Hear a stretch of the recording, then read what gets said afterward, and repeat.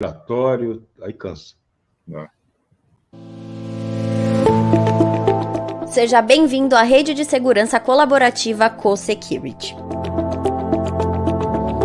A Co-Security chegou no seu bairro trazendo o conceito de colaboração e participação coletiva na segurança da região. A partir de agora, você e a sua vizinhança estão unindo forças para abraçar um projeto unificado e estratégico. O conceito segurança colaborativa é muito mais do que monitorar as ruas com câmeras.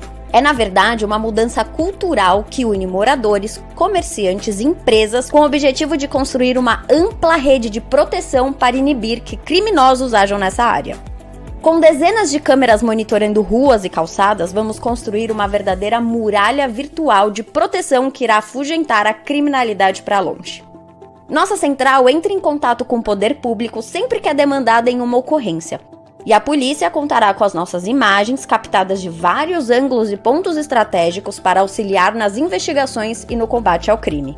Nossos produtos estão disponíveis em 3 versões: Vision Tower, Wall Tower e Compacto. Todos eles trazem uma comunicação visual padronizada e ostensiva que mostra que nessa área existe uma rede de segurança profissional e organizada entre vizinhos. Munidos de QR Code, qualquer pessoa pode acessar nossa central e reportar um incidente. Assim que alertada, nossa equipe acessa as câmeras e inicia seu trabalho de auxiliar a polícia na identificação e até na detenção dos transgressores, levando as investigações para um novo patamar. Nossas câmeras são de última geração e alta definição. Com o tempo, serão capazes de reconhecer comportamentos estranhos com o uso da inteligência artificial e até detectar possíveis infrações de forma automática. Esse é o futuro que estamos construindo hoje. Na medida que novas tecnologias surgirem, poderemos ativá-las em nossa rede de proteção e você já faz parte disso imediatamente. O aplicativo Co-Security completa o fácil acesso às imagens ao vivo e armazenadas em nuvem, mas somente por pessoas autorizadas. Seja parte da solução. Envie esse vídeo para vizinhos, amigos e comerciantes. Quanto mais pessoas abraçarem essa ideia, maior será a rede de proteção da nossa região. Queremos que as pessoas voltem a andar livremente e esse esforço pode ser de todos nós. Co-Security, as ruas de volta para você.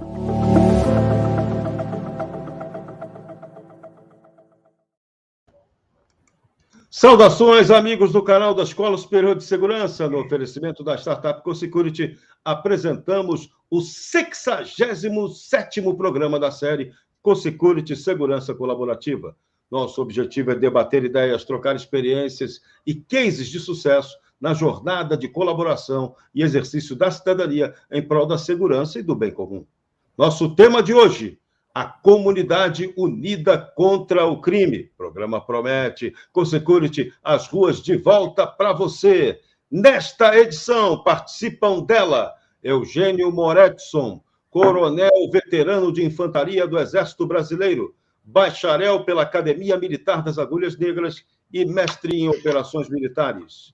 Especialista em operações de inteligência pela Agência Brasileira de Inteligência, ABIN.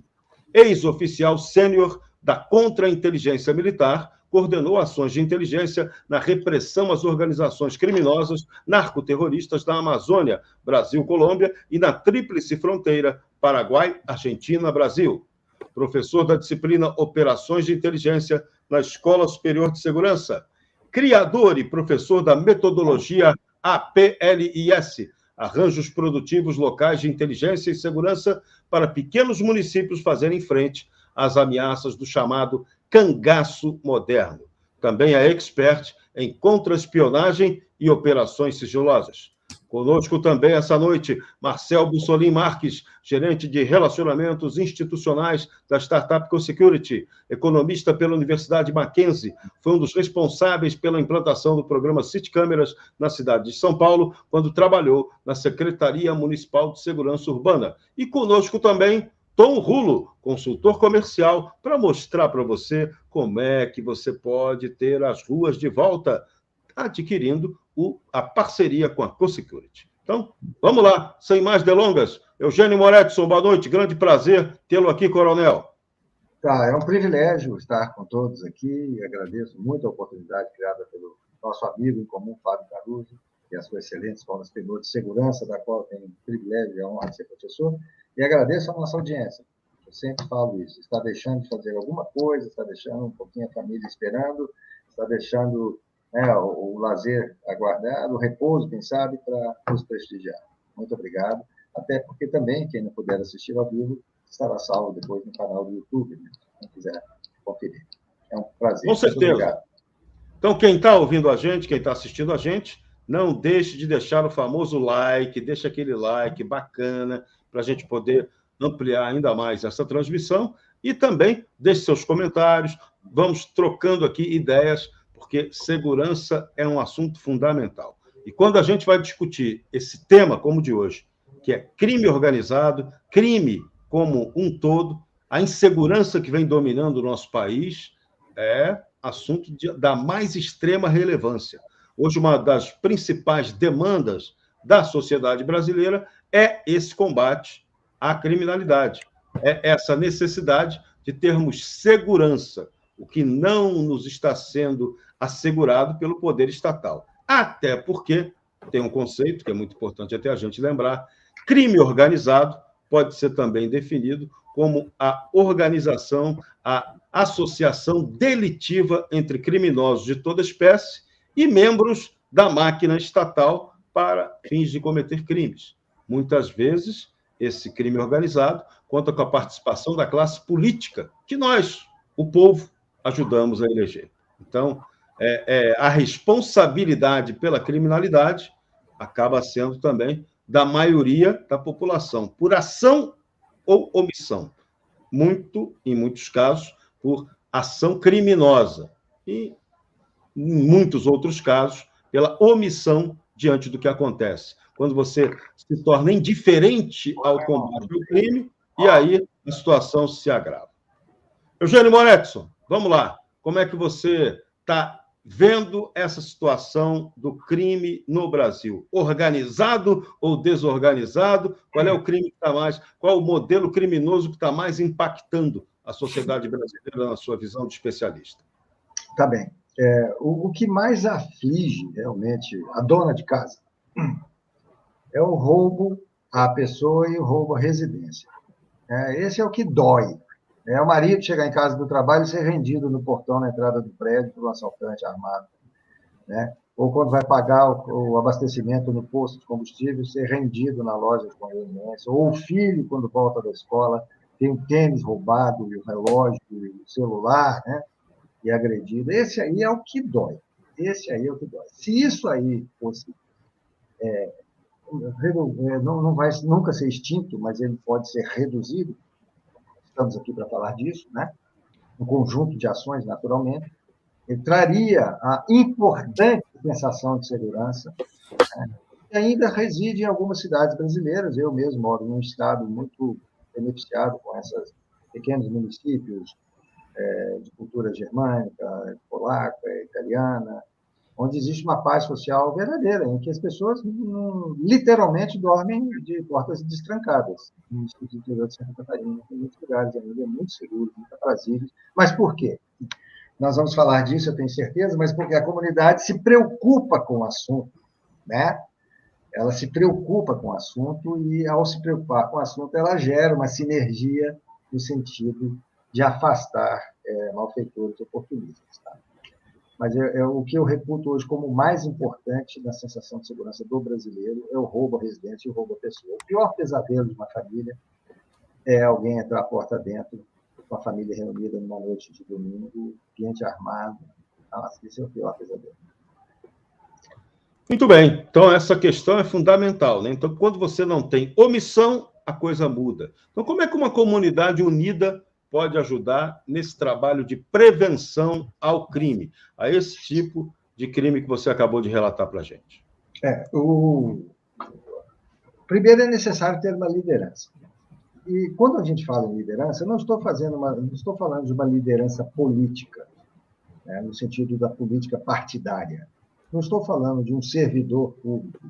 Eu estou falando de uma liderança, um líder. Aquilo que se chama líder comunitário, né? Um líder, um professor, um diretor de uma escola, um atleta renomado, uma liderança, um cara carismático, dono do posto de gasolina, do posto de Piranga, que lá vai todo mundo, e assim, uma pessoa conhecida, popular, né? A figura da liderança é absolutamente imprescindível. Se não tiver uma liderança para organizar e motivar as vontades, você não sai da inércia, você não vence a inércia. Isso a gente vê no condomínio que a gente mora.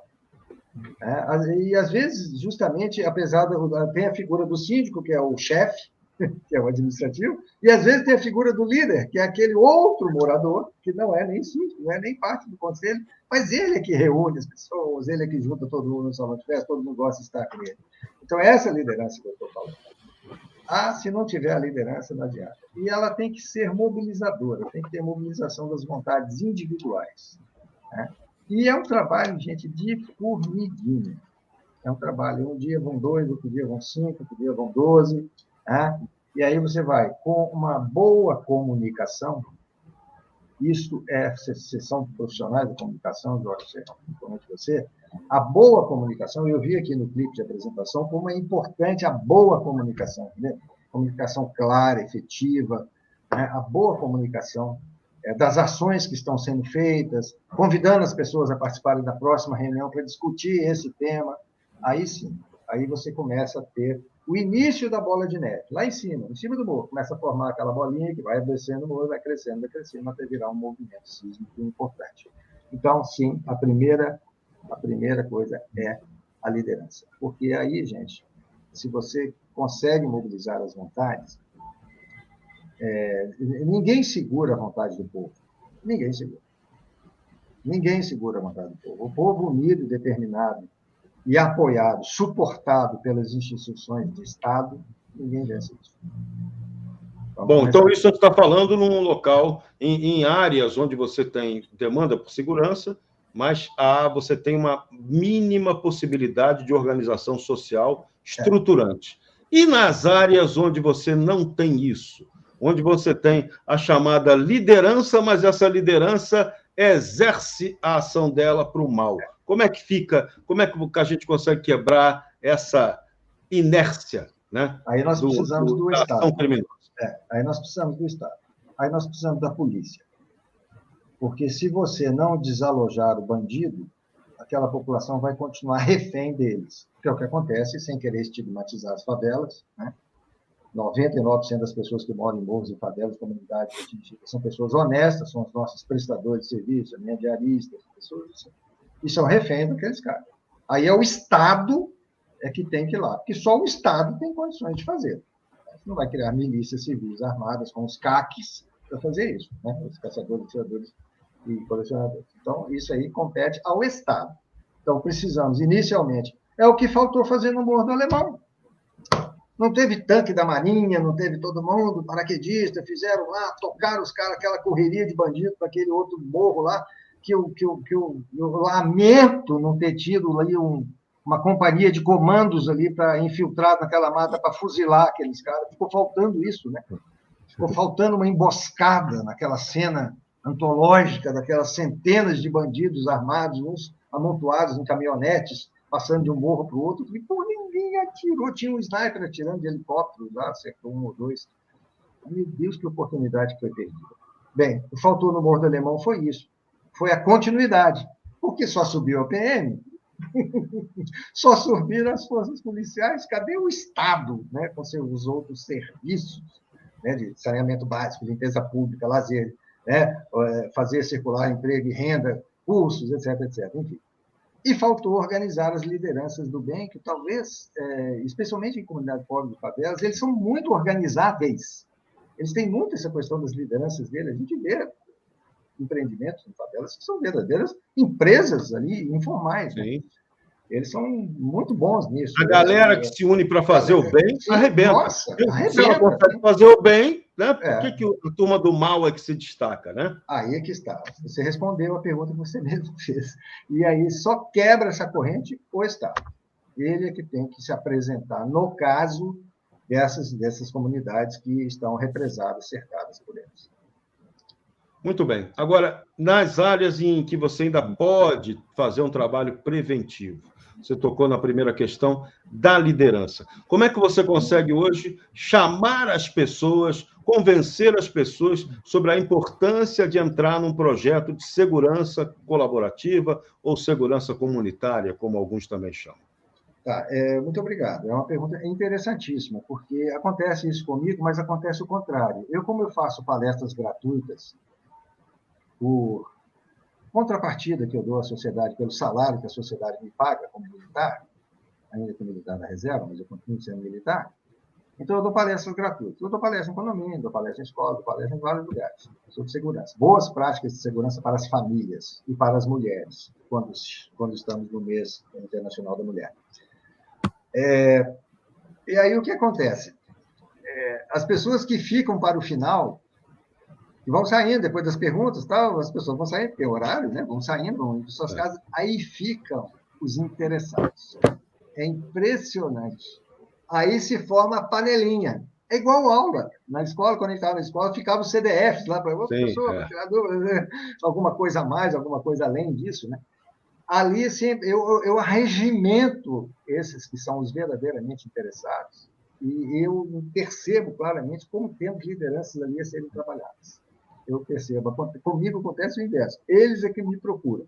Então, esta é uma forma. Né? Tem muito policial, tem muito militar da reserva, delegado aposentado, fazendo esse tipo de trabalho que eu faço. Então, essas pessoas podiam assistir ao nosso canal e ter essa lembrança de fazer o registro, pegar os contatos das pessoas, que as pessoas são líderes brutos que precisam ser polidos.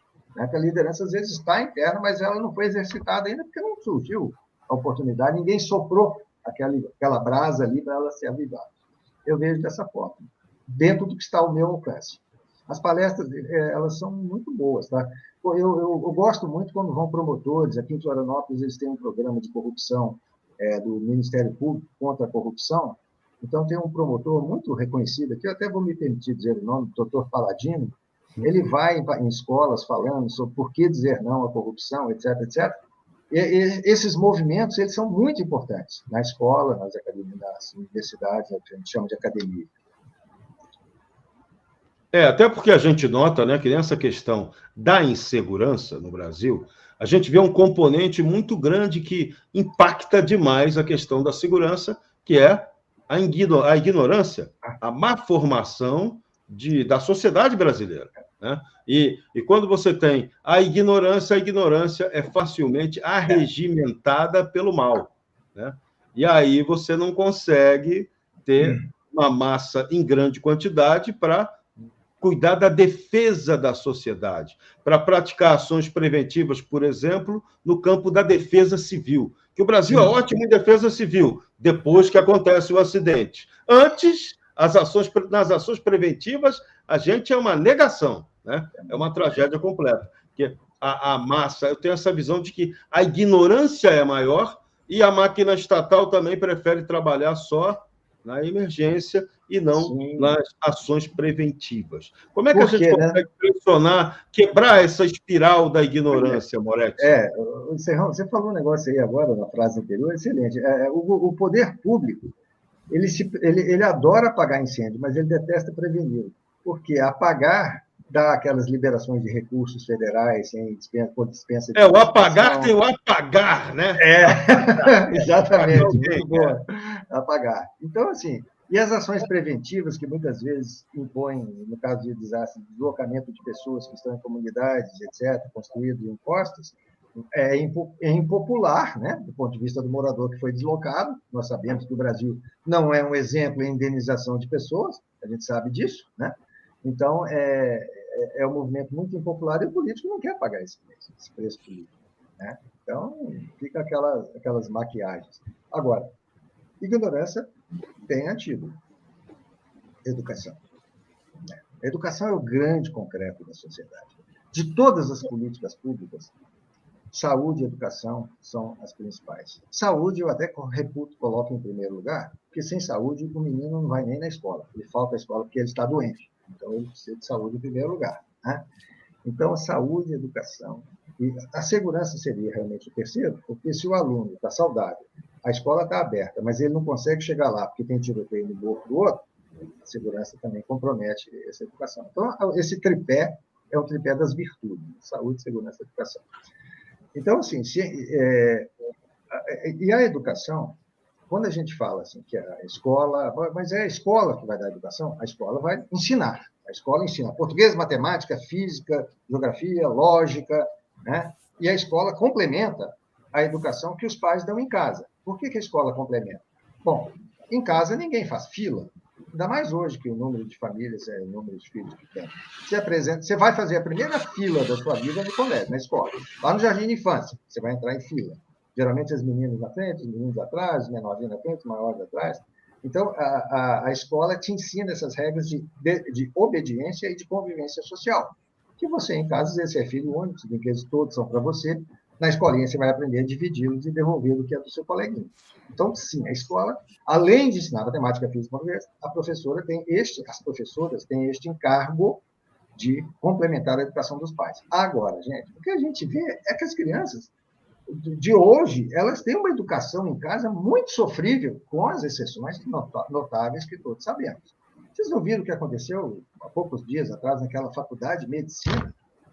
Sim. Em que os camaradas tiraram a roupa num jogo, não tinha meninas em vôlei lá, e os caras... O que é aquilo? Que tipo de gente? De onde sai? Que tubo de ensaio? De onde saiu? Isso e hoje tivemos uma novidade hedionda. Hoje foi divulgado que aquele tipo de evento é um evento costumeiro nos trotes, que aquilo já era aquele modelito já vinha sendo praticado há mais de 10 anos. Ou seja, é uma política, poderíamos dizer assim, uma política demoníaca pública, praticada dentro do campo da educação superior. Então, olha... E estamos falando de futuros médicos. Futuros médicos, Futuros médicos. Cara que vai ser pediatra, que vai examinar a criança, cara que vai ser ginecologista, que vai examinar a mulher, né? Vai fazer parto, se for obstetra. Né? Depois acontecem os abusos aí que aí acontece. Aí na privacidade da consulta médica, né? Porque eu sou de família de médicos, meu único irmão é médico. Então, assim, na privacidade do ambiente, né, da consulta médica, a gente sabe, né, o que acontece. Então, assim, graças a Deus, é uma exceção. Né? Graças a Deus. Tem uma repercussão enorme na televisão, nas mídias e tal, mas ainda é uma exceção. Mas são exceções difíceis de tratar. Né? Agora, voltando a falar de segurança, nós estamos dentro do tema, claro, mas nessa universidade, quando teve aquela cena, a universidade fez uma divulgação de uma nota que foi um verdadeiro tiro no pé. Né? Nós só ficamos sabendo quando foi reportado pela imprensa. Meu Deus do céu. Isso, 3 meses, 3 ou 4 meses depois. Então, isso é que eu falo, a falta da cultura de segurança. Quando tem um jogo escolar, quando tem uma atividade acadêmica, precisa ter alguém instruído pela alta direção, pela direção, não precisa nem ser alta, a direção administrativa mesmo. Pô, fulano, vai lá e fica de olho e reporta se acontecer alguma coisa diferente. Pronto. Esse é o cara da inteligência, que vai ficar lá comendo a pipoquinha, vendo as coisas, vendo, opa, não estou gostando. Está com o celular, filma aqui, depois chega lá, administrador, tal, aconteceu isso. Aí dá tempo de dar um tratamento melhor para as pessoas. E não se surpreender com a notícia no jornal. E a intervenção tem que ser no tempo mais breve possível. Mais breve para depois que houve o problema, aí vem sempre o brasileiro vem sempre com a solução, que é a repressão. Então, vamos expulsar os alunos. Isso mudou a cabeça do aluno? Isso educou o aluno? Isso reparou o dano que ele fez? Não. Então, a gente vem sempre com a solução equivocada, repressiva. Né? Isso acontece em vários campos. Estamos vendo aí no campo macro, né, do judiciário brasileiro isso acontecer. Sim. Deixa eu só fazer um reparo aqui, que eu também não posso cometer injustiça. Quando eu me exaltei aqui um pouquinho e eu falei de que tubo de ensaio saiu daquelas criaturas, eu faço uma retratação aqui que, às vezes, os pais têm a melhor das intenções, se sacrificam horrores para colocar um filho na Universidade de Medicina, investem muito tempo, dinheiro e dedicação para isso. Né? Então, fica aqui o meu abraço aos pais de bem, que certamente foram também surpreendidos. Nós que somos pais. Mas nós temos um problema no nosso mundo universitário superior, que ele tem a influência ideológica de agentes criminosos. É isso que a gente tem que lembrar também. E esse agente criminoso, ele não é só para praticar crime, não é só para vender droga, mas é também para desvirtuar a mente dessa garotada, que o objetivo é formar idiota, porque formando idiota, o controle social é mais fácil. Né? A engenharia social opera melhor dessa maneira. Então, a gente tem que poder debater isso. Isso não é debatido. Então, a gente fica depois analisando e falando da consequência, sem avaliar a causa. É verdade, é verdade. Que aquilo que esses alunos fizeram é uma prática de violência. Você desrespeitou o próximo. Ah, mas é uma brincadeira. Pô, que brincadeira de extremo mau gosto. Mau gosto. Inaceitável. Agora, não houve para essa turma uma educação. Eles, tá expulso. E daí que está expulso? Que isso beneficia? Nada. Né? Qual é o aspecto pedagógico disso aí? Né? Não foi dado tratamento. Concordo. E vamos voltar para a questão da segurança, porque a gente está falando exatamente da importância dessa educação. Como é que você entende, na prática, como é que o processo de ensino, o processo educacional pode colaborar, não só para uma cultura de paz, que hoje o Brasil está carecendo disso, como também para uma atitude de prevenção a ações criminosas? Exatamente. Por intermédio da educação de segurança. Por quê? Quando a gente fala em educação, a gente, na nossa visão, a gente comete o equívoco de imaginar a figura da escola.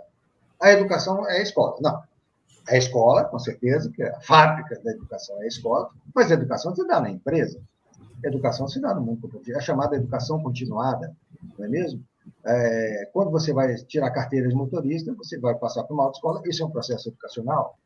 Então, nós temos que ter um trabalho de mais competência de que, por exemplo, o Centro de Formação de Condutores, quando teve essa mudança, a autoescola para Centro de Formação de Condutores, eu procurei algumas autoescolas aqui de Florianópolis e ofereci o serviço de pilotagem defensiva, que é uma coisa que eu tenho formação.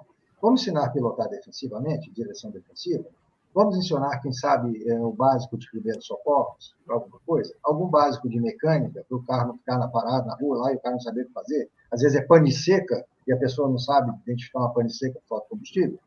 Mas o que acontece? Não, porque é o custo, né? É o custo do professor, é o custo da aula. Então, isso é que é o negócio. Não se tem a mentalidade de investir em educação, em educadores. Quando você investe em educadores, você tem um retorno. Tem um retorno. O capitalismo é maravilhoso. Eu vou para aquele centro de formação de condutores, porque lá tem um cara que ensina direção defensiva, etc. Eu quero que meu filho vá tirar carteira lá, entendeu? Então, assim, nós precisamos realmente mudar a mentalidade e enxergar a educação como um investimento, porque ela é um investimento. Né? Quando você tem alguém... Eu conheci uma profissional aqui em Florianópolis, que ela é fluente em russo e mandarim. E inglês. Você já imaginou quanto é que vale a hora dessa profissional? Entendeu? Ela é fluente em russo, mandarim, inglês, cara. Simplesmente isso. Entendeu? Então, assim, investir em educação é retorno garantido. E em educação de segurança também. Condomínios, que é um assunto que vocês gostam muito de tratar, um assunto da alçada da competência de vocês. Condomínio, aproveita a reunião de condomínio, traz uma pessoa convidada para falar um pouquinho sobre esses projetos. A gente vê tanta aquela barbaridade do morador que entra, aí entra o infrator, e o morador não questiona o infrator, ele simplesmente aproveita a entrada do morador, que tem a tag, sabe a senha, e entra junto. E ele ainda faz aquele sorriso, engenharia social, né? Eu vou aproveitar a carona da senhora, porque eu vou lá no tal. E a pessoa deixa, a pessoa não tem a menor reação, fala assim, não, só um instantinho, senhor. O senhor vai em qual apartamento? Não, a pessoa acha que isso é risco. Se eu falar isso, ele vai puxar de uma faca. Calma, entendeu? Mas pelo menos alguma interação você tem que ter. Você não pode simplesmente deixar que isso aconteça. Então, falta educação. Olha, gente, sabe aqueles negócios dessa lei atual que obriga que o síndico, se tomar ciência de que há evidências de maus tratos, abuso, violência contra a mulher, contra idosos e crianças, e o síndico agora é obrigado a denunciar o morador, ele é obrigado, por lei, a ir na polícia ou fazer o boletim online, denunciando, caso ele tome conhecimento desse fato. Sabe o que aconteceu em muitos condomínios aqui da cidade que eu moro? Eles desativaram as câmeras dos elevadores. A câmera é fake. Por quê? Para não ter que reportar o problema. Aí tá. Que aí é assédio na diarista, que o doutorzão lá do 5º andar, que sai todo dia de terno para trabalhar, assedia a pau para diarista lá, do outro lado do vizinho. Olha só. Isso, gente, isso é falta muita de doideira, né? cidadania, isso é falta de educação na sua base. Sim. Mesmo. Que valores são esses? Meu Deus do céu. Não, e a omissão geral, né? Você ainda agora tocou na questão do trânsito. Uma das coisas que mais mata no Brasil é acidente de trânsito. E gerado normalmente pelo que a gente acabou de falar, falta de educação. Né? É o cara que dirige bêbado, dirige em alta velocidade, não tem a habilidade, a proficiência para dirigir, e aí coloca a vida dos outros, a dele e a dos outros em risco. Né? Então, é toda uma doideira. O Brasil precisa passar por uma grande discussão civilizatória, por uma grande reconstrução do nosso modelo cultural. Nosso modelo cultural está violento, está autoritário, está abusivo, está desrespeitoso dos valores humanos, mas a gente não vê esse debate levado a sério pela mídia tradicional. Ela vai para uma discussão política idiota, política partidária, e não discute a política pública. Não discute aquilo que deveria ser a prioridade das prioridades que nós falamos aqui. Educação. Educação é o quê? É quando você soma a formação moral familiar com o ensino de qualidade. A gente hoje tem uma má formação familiar e um péssimo ensino. Hoje eu fui numa reunião numa escola, a professora lá me relatou que ela foi fazer compra numa loja, uma loja de material de construção, e aí, na hora de atendê-la, a moça que estava atendendo ela não sabia escrever a palavra lavanderia, não sabia como é que escrevia. Então, problema de cognição. Então, como é que aquela pessoa que está no mundo do trabalho não sabe a língua portuguesa mínima? Não sabe escrever. Por consequência, não sabe falar, também não vai saber contar, mas ela está ali, de empregada de uma empresa, está empregada, está ganhando um dinheiro para prestar um serviço que, com certeza, vai ser de má qualidade. Deve ser uma péssima vendedora. Na pior. Serrão, outro dia não sabia o significado de suplente. Suplente. No caso dessas trabalhadoras que atendem no comércio, principalmente, aqui no Sul tem vindo muita gente do Pará, da Bahia, do Pará, muitos vêm para Florianópolis, para Santa Catarina, fugindo da violência de lá, da família do Norte, de outras facções que há de lá. E são pessoas ótimas, são pessoas excelentes, de uma humanidade, de uma simpatia, e compensam as suas, às vezes, pouca formação escolar, tal, com essa atenção. Agora, é o empregador que tem que fazer um treinamento, que é educação. que é educação. A pessoa, outro dia, foi me ver, eu sou alérgico a glúten, e eu perguntei para uma moça que estava me atendendo numa loja se aquele produto tinha glúten. Aí ela falou assim, tem sim, senhor. Não, mas eu vi os ingredientes ali, era tapioca, tal, coisas que não tem glúten. Aí ela falou, está escrito aqui, aí estava escrito, na verdade, glúten free. Mas como ela não entendia o free, ela só entendeu o glúten. Entendeu? Aí eu ensinei. Tá lá. Aí glúten tem, então tem. Mas não, ela glúten free. Aí eu ensinei a ela, olha, não, toda vez que está escrito, então, quer dizer, essa parte, cara, que eu fiz com a maior boa vontade, e ela me agradeceu um monte, é o empregador que tem que fazer. Ele é o mínimo, né? O mínimo. Isso faz parte da educação. Isso é um conjunto de coisas. É verdade. Ainda no campo da educação, como é que a gente consegue atrair? Esse é um desafio que eu acho que você deve vivenciar nas palestras que você dá, no trabalho que você desenvolve de consultoria. Como é que a gente traz o jovem hoje para participar dessa ação colaborativa de segurança? Em vez de... Como é que a gente faz para ele não ficar refém, nem ficar com medo e poder ter uma atitude mais proativa em defesa da segurança dele e do seu entorno, da sua comunidade? Eu faço um elogio aqui às polícias militares do Brasil que desenvolvem o PROERD, o fantástico programa de redução ao uso de álcool, tabaco e drogas ilícitas. O PROERD é um programa norte-americano, que tem um símbolo universal dele, que é aquele leãozinho. Tá?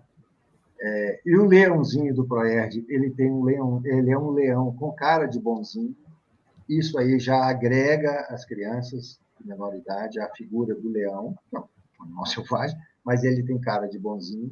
Tá? Diferente desses símbolos de clubes de futebol que andam pelo estádio, como o galo do meu Atlético Mineiro, com aquela cara furiosa, que enquanto também nós estivemos tratando estádios de futebol como arenas, os jogadores como guerreiros, e os símbolos dos clubes com cara de matador, com águia, com garras, a violência ela é subliminar.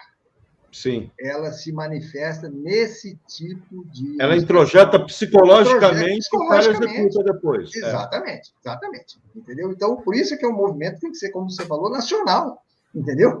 Não adianta se atacar numa frente só. Que história é essa de arena de futebol? É estádio de futebol onde você pode levar a família e não ficar fazendo esse papelão que está acontecendo agora com o Flamengo, que todo episódio da BO, todo jogo é delegacia, por causa dessa violência insana. O que é isso? Não é? E começa nesses detalhes. Você tem que acertar esses detalhes. Isso é intolerância zero. Tolerância zero. Isso é a teoria das janelas quebradas.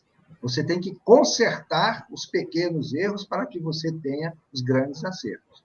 E os jovens, o ProERD, os profissionais do ProERD, muitos deles são até psicólogos de formação, porque hoje exige a formação universitária para os soldados, né, para as forças policiais, e eles fazem dinâmicas magníficas com as crianças, e os jovens, as crianças vacinadas pelo ProERD, não quer dizer que elas nunca vão beber, que elas nunca vão fumar, que elas nunca vão experimentar maconha. Só que isso elas fazem depois. E esse adiamentação tardia é muito melhor para o indivíduo do que se ela for prematura, enquanto a personalidade ainda não está formada. O número de adictos é muito menor quando a experimentação se dá a partir dos 21 anos, por exemplo. E você gera uma consciência para aquele jovem, né? Uma consciência. Então, assim... A possibilidade até de você depois tirá-lo, dele sair desse processo negativo é muito maior. Com certeza. Você pegar ele já desestruturado desde novinho, né? Eu vi um programa na televisão, na TV a cabo, de uma escola americana levando os jovens do ensino médio, lá, high school, como eles falam, para visitar um presídio. Era um presídio daqueles que fugiu o Danilo, né? O Danilo conseguiu fugir do presídio e ficar para nós. Que presídio é aquele, hein? Tem muito hotel aqui no Brasil que não é daquele jeito ali, pelo menos estruturalmente falando por fora, né? E ele fugiu. Mas eles foram visitar um presídio desses. É claro que eles não tiveram proximidade com nenhum preso.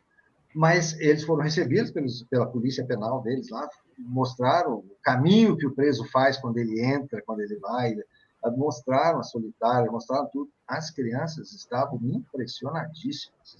Tipo assim, eu não quero vir para cá.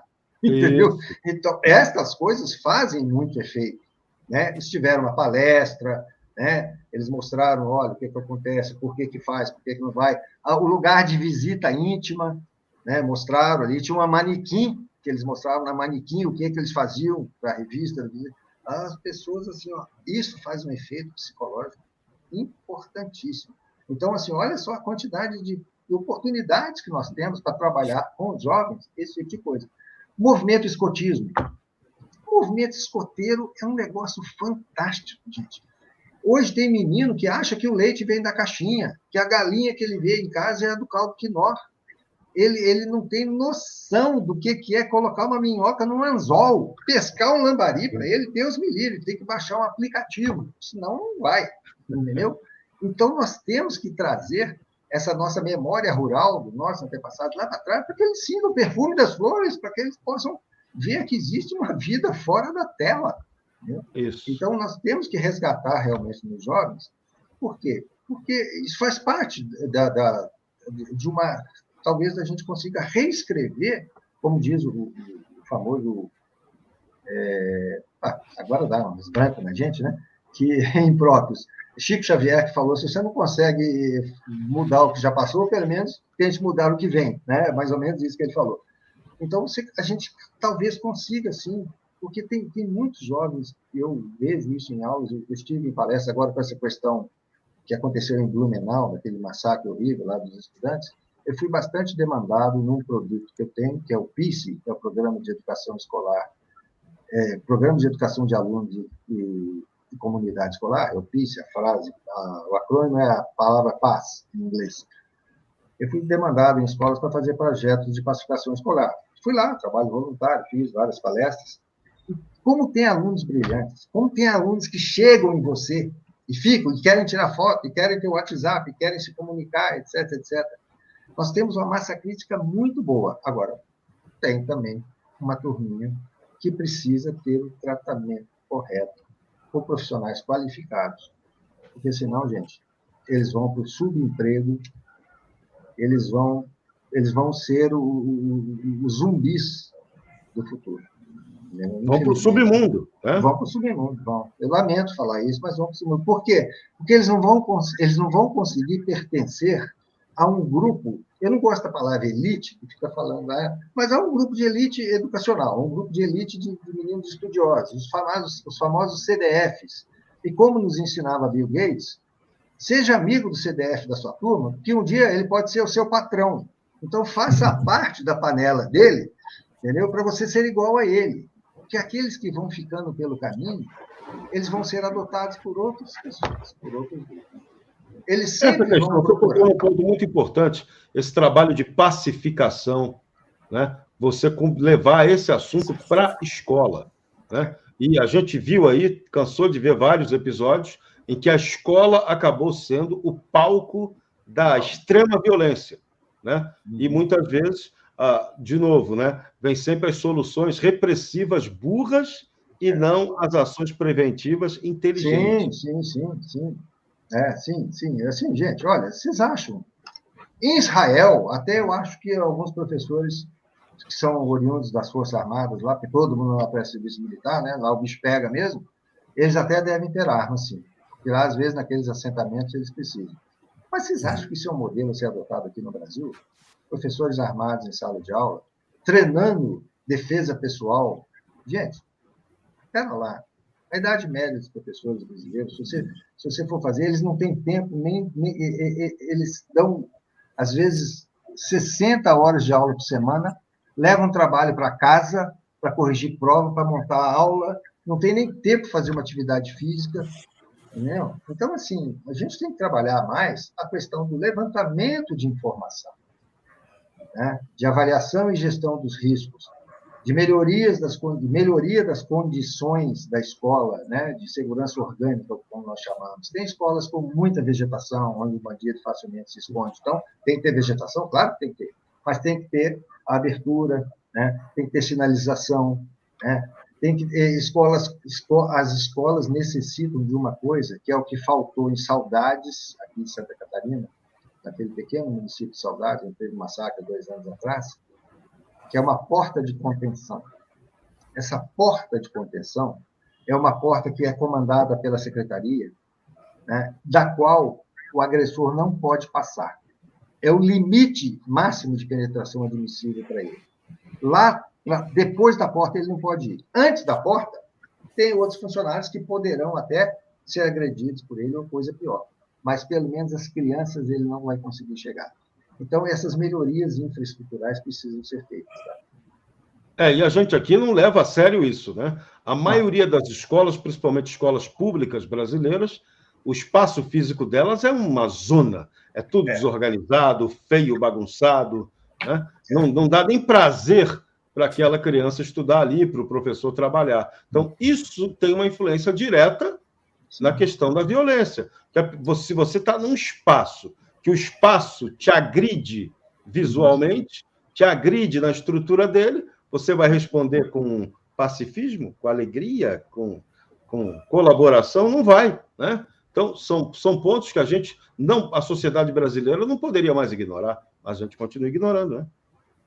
Sim, com certeza. E, apesar dos esforços dos professores, que são os verdadeiros heróis anônimos, né? Especialmente os professores do serviço público, sobrecarregados, com salário que a gente sabe qual que é, né? A estrutura, o ambiente onde eles convivem não favorece. Né? Tem as exceções? Claro que tem. Tem escola arrumadinha, tem escola que o diretor ele consegue mobilizar. Aí vem aquilo que nós estamos falando, mobilização comunitária. A associação de pais e alunos participa efetivamente, e a escola está sempre arrumada. E esse negócio da arrumação, é muito bom você falar nisso, porque é verdade a teoria das janelas quebradas. As coisas que estão desarrumadas, elas atraem muito mais do que rato e barata. Elas atraem bandido. Isso, O atrai o bandido caos. não atrás do caos. Ele não se sente seguro em áreas iluminadas, em tapete limpo, lugar cortado, arrumadinho. Né? Ele acha para ele que aquilo, opa, aqui tem alguma coisa que eu não estou vendo, não estou controlando. Ele não se sente desconfortável lá. Tá? Então, é muito importante esses cuidados, tá? Assim como a vigilância natural. Eu vejo um erro em escolas que constroem muros, entendeu? A vigilância natural, você ver o que está do outro lado da rua e permite a você antecipar-se. Tá? Então, a escola, na minha opinião, ela tem que ter grades altas, uma tela, tipo tela de galinheiro, para que ninguém passe nada para as crianças, né? Mas a grade que permite a visualização. Porque as pessoas que passam na rua, na maioria delas, são pessoas de bem, são prestadores de serviços, é o Mercado Livre, é o policial, é o lixeiro, é o ônibus. E essas pessoas, elas também têm que ver o que está acontecendo na escola, porque elas podem ajudar a intervir. Não é? Então, você multiplica os olhos da polícia, você multiplica os olhos da polícia. E essa escola não pode parecer um presídio, né? Presídio, exatamente. Esse é outro problema, né? Coloca aquelas concertinas em cima. É. Fica parecendo campos de concentração, com aqueles emaranhados de concertina em cima. Meu Sim. Deus. Aí constrói aqueles muros altos, aí nego vai e picha o muro, aí fica parecendo aqueles lugares. Entendeu? É difícil, cara, é muito difícil. A gente tem que ter uma arquitetura de segurança, que inclusive é um tema de consultoria, para você ter um ambiente alegre, iluminado, bonito, ventilado, né? Limpo, organizado e seguro. Agora, você tocou num ponto fundamental, né? A maioria das escolas públicas que a gente vê que são bem-sucedidas, que funcionam muito bem, elas têm a participação direta dos pais. Os pais são aqueles que fazem a cobrança pela qualidade do serviço público. O pai não fica esperando o poder estatal resolver a vida dele, organizar a vida dele. Não, ele cobra, os professores se juntam, os alunos também, e aquela escola funciona porque tem pressão social para isso. Tem objetivo comum delineado. Na questão da segurança, isso também funciona, é igualzinho, né? É a mesma lógica. É a mesma lógica. Tá? Na questão da segurança, um bairro, por exemplo, aqui o bairro que eu moro, o bairro dos Coqueiros, ele tem um CONSEG muito ativo. Tá? O CONSEG é um bom exemplo de como que a comunidade pode se organizar. Tá? Agora, assim, os CONSEGs, de modo geral, eles se reúnem, às vezes quinzenalmente, às vezes mensalmente. A polícia militar, ela sempre está presente, sempre manda um representante do bairro no CONSEG. Isso é muito importante. Essas reuniões, lidando com o tema de segurança, você tem que ter a orientação de um profissional de segurança. Pode ser público ou privado, mas alguém que estude o assunto. Né? Há necessidade de ter essa orientação. Assim, a Polícia Militar aqui ela faz um trabalho bastante interessante nos CONSEGs. O que eu percebo, às vezes, é que tem gente que usa o CONSEG para plataforma política. Sim. Para se tornar conhecido. As distorções acontecem, né? E o CONSEG tem uma outra coisa, que ele é algo que já existe aí há 40 anos, uma experiência de quase 40 anos, praticamente 4 décadas no Brasil, e tem gente que até hoje não conhece o CONSEG, não sabe nem que existe. A gente tem uma participação das pessoas muito menor do que deveria. Então, ainda é um programa que deveria merecer, por parte do poder estatal, uma propaganda mais eficiente, né? Um trabalho de mobilização maior. Isso poderia dar um resultado, né, maior. direto com a questão da segurança. Hoje, o que está acontecendo com a questão da segurança é que, por ser um problema estrutural, muitos prédios, muitos condomínios, síndicos começam a aderir e participar dessas reuniões, e aí no CONSEG ele descobre que ele não cuida só do prédio dele, ele não cuida só de segurança, ele cuida de tudo, todos os serviços que o município e o Estado prestam. Então, sim. É um caminho, é uma abertura, um novo conhecimento, né? E a população passa a ter. Exatamente. Eu acho assim, que devia uma espécie de lei municipal que determinasse que os síndicos fossem obrigados a participar, né? Ou ser o representante legal. Ou ter um incentivo para isso. Incentivo, né? Uma lei, um incentivo, alguma coisa assim, porque, assim, aqui eu moro num condomínio com 8 apartamentos, são 8 moradores, são 20 e poucos moradores com 8 apartamentos. Então, o síndico, ele vai que no caso é a síndica, ela vai lá e resolve, e escuta e vê, e transmite no grupo do WhatsApp quais são as novidades e as orientações, porque não precisa de todo mundo, e até porque também tem questões de espaço, e até porque também tem, geralmente à noite, essas reuniões. Né? Então, assim, essa é uma missão boa para o representante dos moradores, né? Fazer esse tipo de coisa. E é fundamental a internet, os consegues podiam ter transmissão por live. Por que não? Por quê? Boa ideia, hein? Podia facilitar, que aí quem não tem tempo de ir, assiste pelo celular, assiste no seu computador de casa. Com certeza. Embora, sim, eu sou apaixonado por reuniões presenciais, né? Porque esse é o meu modelo em que eu fui educado, que eu fui todo. Eu acho a aula presencial magnífica. Porém, eu reconheço que é uma possibilidade muito interessante você fazer essas reuniões online. Né? Fizeram isso na pandemia, né? Fizeram na pandemia. Teve um monte de coisa interessante no tempo da pandemia que a gente não assimilou para depois. Por exemplo, a pandemia foi uma grande oportunidade para o Brasil desenvolver o modelo de ensino à distância. Não desenvolveu. Inclusive, cadê os tablets? Que eu achava que, dessa experiência aqui vai desenvolver, criar um modelo para o aluno até poder estudar, complementar ao ensino presencial dele. Falei, não, vai criar isso. Nada, criou nada. Aí, outra esperança. Não, mas a escola particular não vai investir nisso, mas o poder público vai. O MEC vai fazer isso. MEC, o que você fez, não fez? É impressionante, né? A gente deixa passar grandes oportunidades de fazer a coisa certa. Essa questão das reuniões do Consegue, podia estar tudo filmado, registrado, ser tudo transmitido pela internet, teria uma adesão gigantesca das pessoas, muito maior, muito mais fácil. Ideia simples, o custo disso é praticamente zero. Sim, o espaço cedido, né? Espaço cedido, hotéis, várias entidades aí que cedem o espaço, né? Agora, explorando mais esse assunto do Consegue, eu gosto muito também dos vizinhos solidários, que têm nomes diferentes. O projeto Vizinhança Solidária eu ajudei a implantar aqui no bairro que eu moro, no Conceito.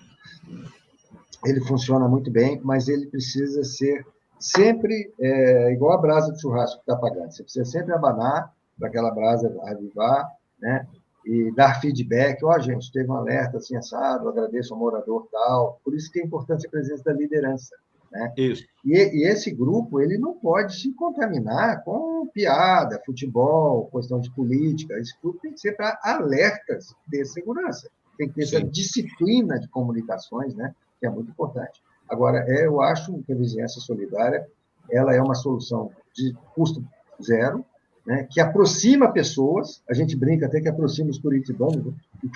Curitibano tem a fama de só bom dia, boa tarde. Eu acho até uma injustiça, porque eu morei 5 anos na cidade que eu adoro, que é Curitiba, e tenho amigos lá até hoje. Mas ela aproxima até curitibanos, como eles brincam. E já teve caso até de salvamento de vida, porque a pessoa passou mal em casa e estava sozinha em casa, então ela alertou o vizinho, para que o vizinho providenciasse a coisa de né? E isso as pessoas se unem melhor, elas passam a conviver mais, e aparecem, às vezes, coisas mínimas que a gente acha assim, poxa, mas como é que eu não sabia disso antes? Tem gente que encontra pessoas que estudou na escola lá atrás. Tem gente que é vizinho de delegado aposentado e não sabe, porque nunca conversou com ele. Né? Tem gente que tem um filho que estuda no mesmo colégio que o meu, olha só, dá até para ir para frente pensar em organizar uma carona solidária. Então, tem outras ações que são decorrentes disso. A vizinhança solidária eu acho fantástico. E outra coisa que eu lamento que não vi assim, crescer muito nos 5 estados onde eu morei é o conceito da polícia comunitária. Isso que eu ia te perguntar. Como é que pode melhorar essa parceria entre as polícias e a comunidade? Como é que é isso? Isso já está escrito. Tem diversas monografias de policiais de especialização que fazem sobre isso, textos muito bons. Então, o discurso está absolutamente pronto. Agora, a implementação, em alguns lugares, ela é bem sucedida. Mas depende muito do afinamento entre as lideranças dos vários matizes das polícias, né?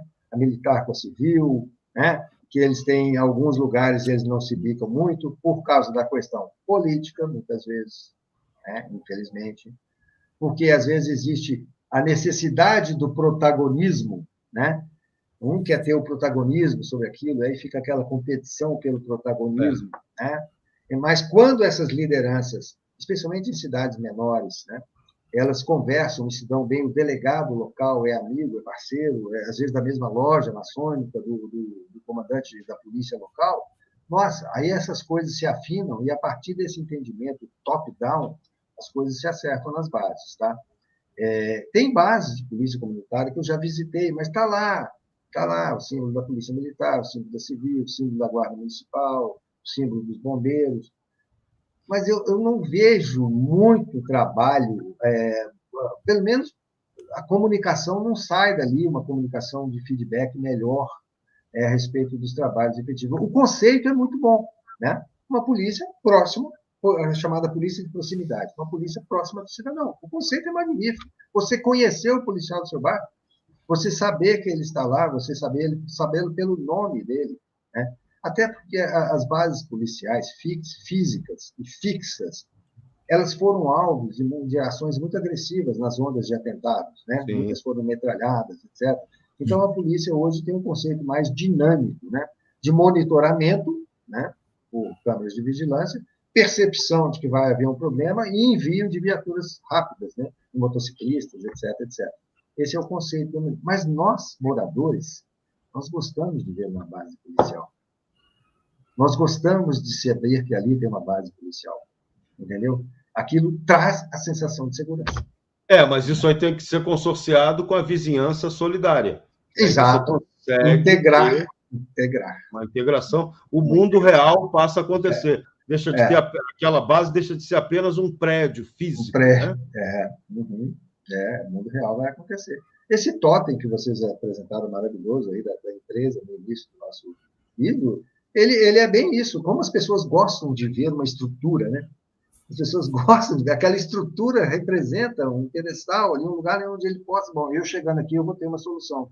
Vocês viram que maravilhosa uma iniciativa que teve dos pontos de ônibus em alguns lugares? Eu acho que é nos Estados Unidos, na Inglaterra, não me lembro. Acho que é Inglaterra. Em que a pessoa está esperando no ponto de ônibus à noite, sozinha, e aparece uma figura humana projetada na tela, conversando com ela. Você está bem? Como é que você chama? É um serviço tipo 190. Isso vai ter em algumas cidades brasileiras. Isso é importantíssimo. Por causa de estudantes que vão à noite, vão voltando para casa, e sabe que tem um policial ali de plantão, olhando, vendo, e conversando, interagindo com ela. Isso. Olha a sensação de segurança que isso não causa. Isso é um troço espetacular, né? Além de ser um alerta absurdo, né? O bandido vai escolher um outro alvo mais fácil, né? Ele vai querer mexer naquele ninho de marimbondos. Né? Então, muito bem, você está falando da educação. Como é que a gente pode melhorar esses treinamentos comunitários para mobilizar as pessoas para esse tipo de trabalho de defesa civil? Que vamos botar no conceito mais amplo, né? A segurança para tudo. Que a gente aqui no Brasil peca também. Você, além de reclamar que não tem segurança, a gente também é péssimo na defesa civil. E a defesa civil poderia abarcar todos os conceitos. Você vai cuidar de polícia, bombeiro, né? Prevenção contra riscos, o que você vai fazer quando tem uma anormalidade climática, como aconteceu agora, essa catástrofe do Rio Grande do Sul, mas acontece todo ano num ponto do Brasil, né? E sempre a gente ouve a mesma história. Não, vamos resolver, vamos ajudar. Mas a defesa civil, depois que acontece a desgraça, ela é ótima. Ela funciona, ela é marcante, mas na prevenção a gente é uma porcaria. Então, como é que a gente faz para reverter isso, hein? Na sua visão de especialista, Serrão, militante desse trabalho. Isso. Primeiro tem que ter vontade política, né? Tem que ter vontade política para que faça as coisas acontecerem, né? Esse assunto de defesa civil, e você está certo ao colocar o policiamento na questão da segurança debaixo da asa da defesa civil, porque ele é um dos pilares da defesa civil, né? Da proteção do cidadão, seja contra bandido, seja contra desabamento de morro. Nós temos que proteger as pessoas, né? Dentro dessa mesma guarda-chuva. Nós teríamos que ter fazer, quem sabe, benchmark com os japoneses, que eles fazem treinamento contra terremoto. Isso. Tem países europeus que fazem treinamento contra terrorismo. As 12 mil câmeras de segurança, de vigilância lá de Paris não preveniram o ataque ao Charles Hebdo. Né? O que previne, que a gente sabe muito bem, mortes assim, é treinamento. As pessoas agirem naquilo que elas foram condicionadas no treinamento. Né? E o brasileiro não tem essa cultura, porque nunca teve bomba na nossa cabeça, né? Nós nunca tivemos tudo subterrâneo, né? Nunca tivemos, não é mesmo? Então, a gente não presta nem atenção, alguns não prestam, eu presto, mas muita gente não presta atenção nem nas comissárias de bordo que estão fazendo o serviço delas e nos indicando onde são as saídas de emergência. Porque na hora que o bicho pegar, você vai se lembrar apenas das coisas que estão retidas nas camadas mais anteriores da sua memória. Tá? Entendeu? Então, o sujeito, ela explica uma coisa importantíssima, que é primeiro você pega a máscara para você, para depois ajudar a pessoa que está do seu lado. É uma coisa simples, porque as tendências de uma mãe é querer pegar a máscara logo para os filhos. Aí ela está 2 filhos, e ela não puxou a máscara para ela, e ela está tentando colocar nos filhos, que estão amedrontados, aí ela paga por falta de oxigênio. Se ela tivesse colocado primeiro a dela, ela teria tido condições. Então, assim, a gente, às vezes, não presta nem atenção nisso, minimamente. Então, quem somos nós para querermos... Hoje, no meu bairro, vai ter um treinamento com o Corpo de Bombeiros, que vai passar aqui com megafone para evacuação dos prédios e todo mundo para a rua por conta de desabamento. Não vai funcionar. É muito difícil funcionar isso sem uma vontade política determinante para que estabeleça isso dentro de empresas, e dentro de empresas as CIPAs, verdade seja dita, elas se preocupam com isso sim. Dentro das escolas também. Mas nós precisamos, sim, aumentar esse alcance. Né? Nós precisamos, sim. E se nós, eu acho isso até uma boa iniciativa, sim, porque se nós entrarmos, aqui em Santa Catarina, principalmente, que tem muitos eventos climáticos importantes, com desabamentos, feito acontecendo no Blumenau, com a enchente, Morro do Baú, eu participei ativamente em 2008. Quando você fala nisso, o catarinense presta muita atenção, porque ele sabe a dor que é. Né? Isso é uma boa forma de entrada, realmente, para você começar a colocar tempero nesse caldo da segurança. Eu acho que é uma boa forma de entrada. Assim. As pessoas são sensíveis a isso. Né? Que a gente também fica, principalmente nós homens, sempre com a sensação de que isso não vai acontecer com a gente. Né? A gente tem essa história. Isso aí, fulano foi assaltado porque deu bobeira, estava com o celular na mão lá, e o menino passou de bicicleta e levou. Um dia acontece conosco. Sim. Não é mesmo? Não é? Então, assim, mas sem vontade política, Serrão, nós não teremos, não vai acontecer. Por exemplo, eu tenho um projeto, que é o APLIS, né, que você leu no meu modesto currículo, que é o Arranjo Produtivo Local de Inteligência e Segurança, que eu apliquei no Amazonas e eu apliquei no Paraná. O que é isso? É a utilização de aposentados que ficam jogando aquele dominózinho na praça, mas ficam de olho em tudo que acontece na cidadezinha onde ele mora. Conhecem todo mundo, sabe quem é filho de quem, de que família só é, bem coisa daqueles mineirinhos, né? E esse tipo de solução, essas pessoas devidamente motivadas e instruídas e tendo um canal de comunicação com a liderança policial, elas funcionam como olhos e ouvidos das cidades menores, muito, avisam muito. Né? Onde teve aqui assaltos importantes, do tristemente famoso cangaço moderno, as pessoas depois falaram com os jornalistas que elas viram uma coisa diferente, mas não sabiam a quem reportar. Olha só.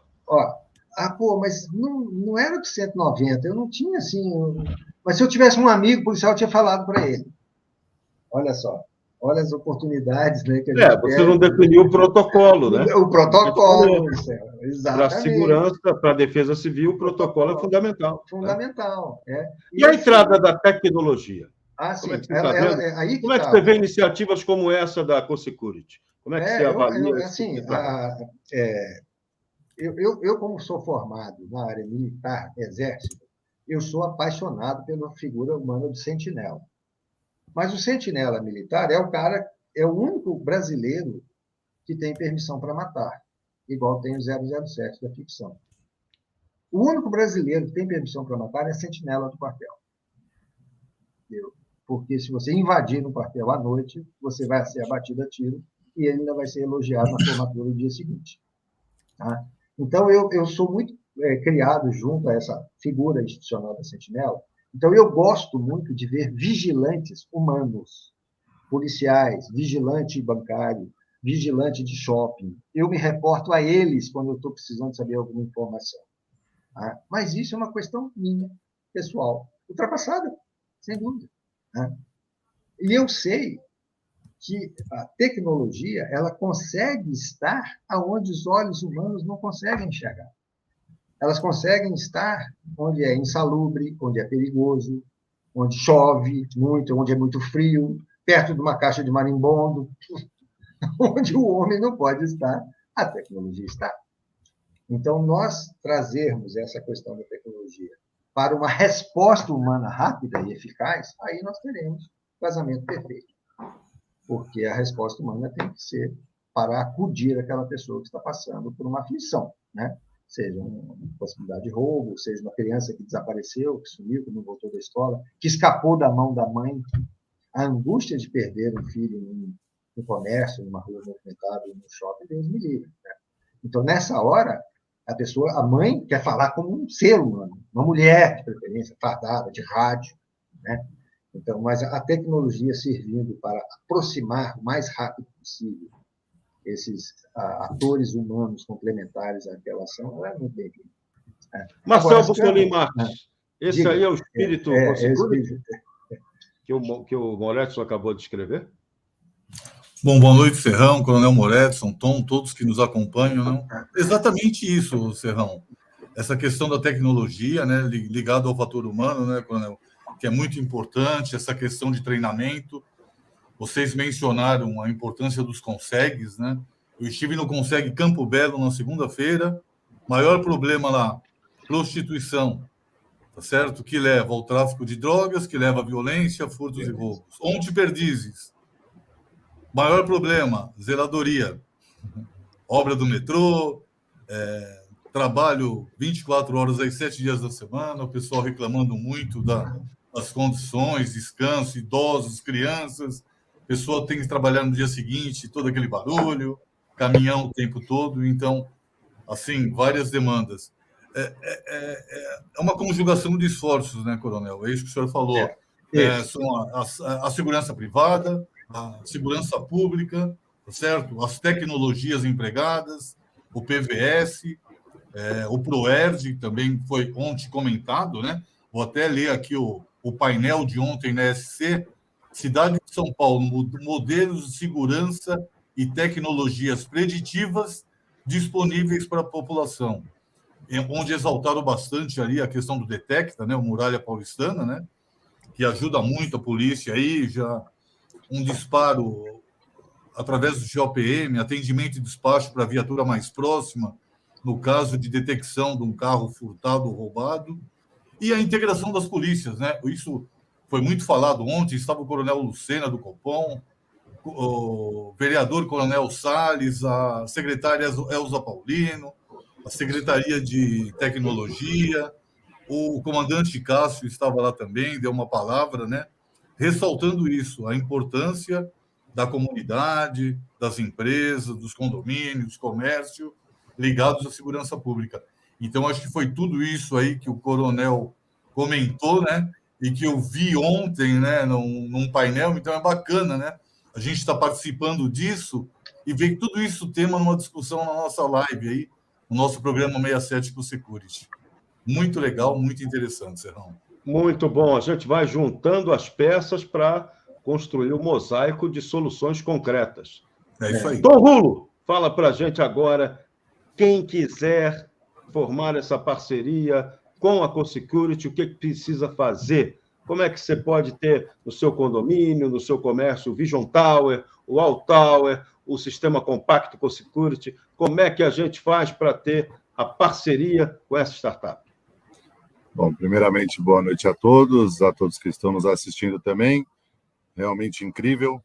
Parabéns ao coronel pela lucidez, né? Porque pensa que, dependendo do cargo, a pessoa... Não, infelizmente, não é todo mundo que tem lucidez. né? Então, quando a gente escuta tudo que foi falado aqui, a gente fica muito feliz e único que a gente faz.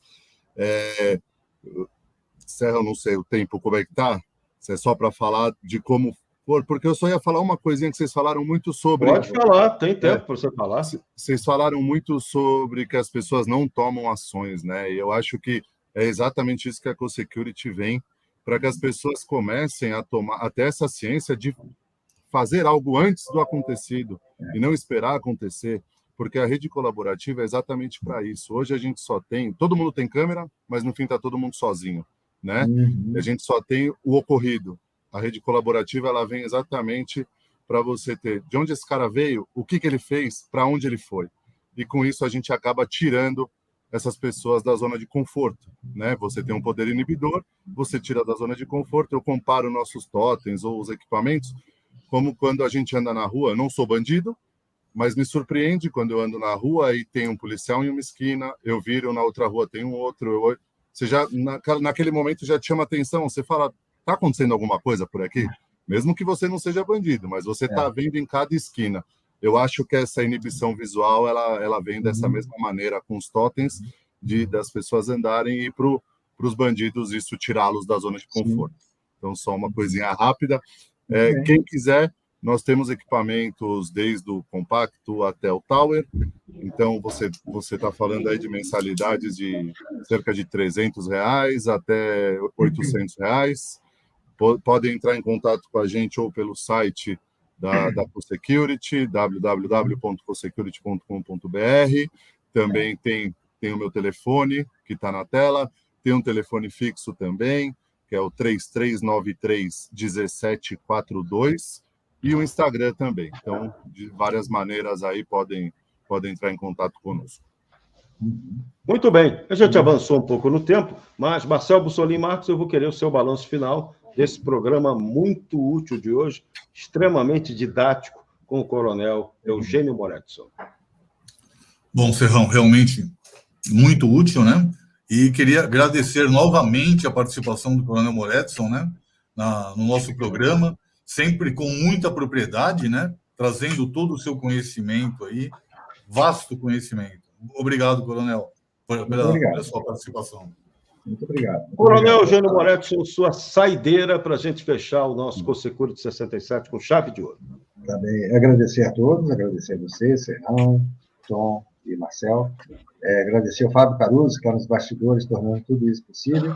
A participação da nossa audiência, eu anotei o nome aqui da Mari, anotei o nome aqui da Raquel, professor também, muito obrigado pela manifestação. O Moche, né, Moisés, que é meu aluno.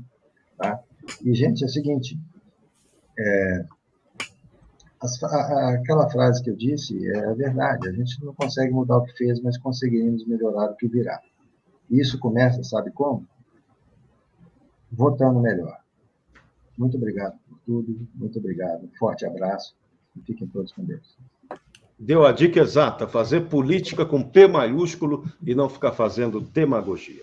Toda quarta-feira você sabe que você tem um encontro marcado conosco aqui para discutir segurança colaborativa no nosso programa CoSecurity. Participaram desse programa 67 o coronel veterano do Exército Brasileiro Eugênio Moretson, Marcel Bussolini Marques e Tom Rulo da CoSecurity. Você sabe, está atento aí, está passando no nosso vídeo como você pode conhecer e adquirir os produtos da CoSecurity. A gente convida você para essa grande parceria em prol da segurança colaborativa. Toda quarta, 20 horas, estamos aqui ao vivo, mas o nosso programa também fica gravado no YouTube, você assiste a qualquer hora no canal da Escola Superior de Segurança. Então, faça a sua missão. Deixe o seu famoso like e divulgue para os amigos e também para os inimigos. Enche o saco deles, que é o nosso papel. Quarta-feira que vem estaremos de volta. A todos um grande abraço, fiquem com Deus e até lá. Boa noite. CoSecurity é uma startup de tecnologia que, através do compartilhamento de câmeras de vigilância e central 24 horas, amplia o conceito de segurança privada para a segurança colaborativa. Somos a mudança que você esperava para trazer mais tranquilidade para a sua região. CoSecurity, as ruas de volta para você. Abraço a todos.